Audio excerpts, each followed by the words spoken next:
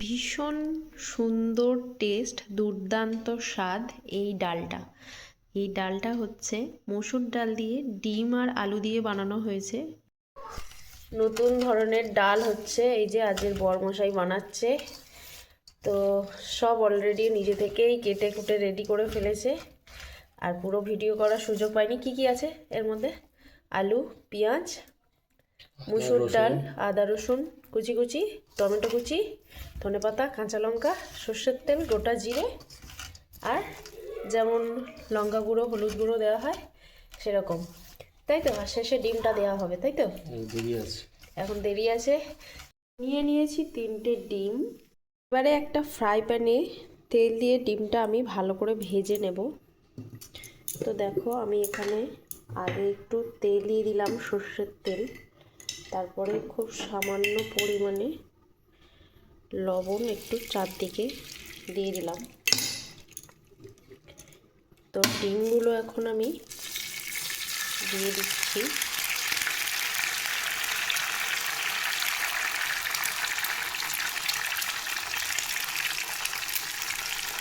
এক হাতে ভিডিও করছিলাম, তো ওই জন্য ভালোভাবে ডিমগুলো দিতে পারছিলাম না। এই যে দেখো, আরও 2টো ডিম দিয়ে দিলাম।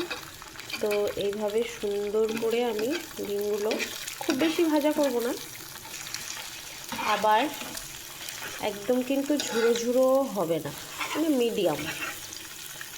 এইভাবে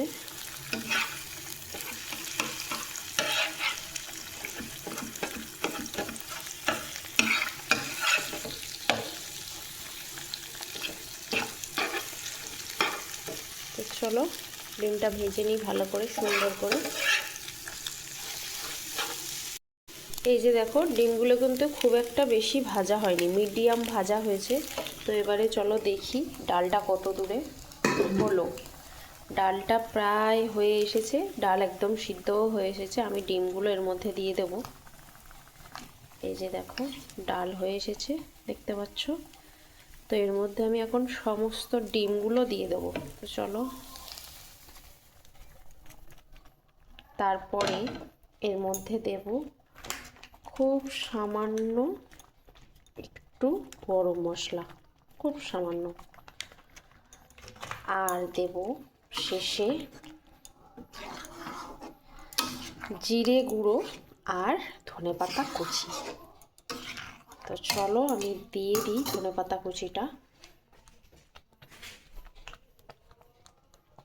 এই যে দেখো, ধনেপাতা কুচি দিয়ে দিলাম।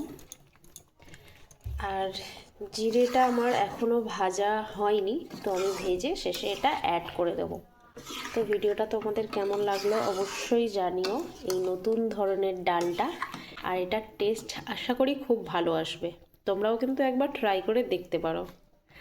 তো সবাই ভালো থেকো, সুস্থ থেকো। আজকের মতো টাটা।